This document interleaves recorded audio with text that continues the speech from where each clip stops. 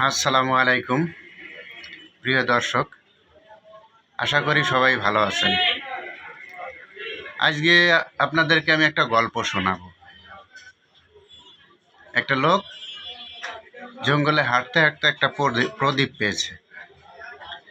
প্রদীপকে ঘষা দেওয়ার পরে একটা জিন আসছে, আলাদিনের আশ্চর্য চেরাকের মতো একটা চেরাক পাইছে, ঘষা দিছে, জিন আইছে। এখন তার কাছে বলতেছে, জিনে বলতেছে যে তোমার দুইটা ইচ্ছা আমি পূরণ করব।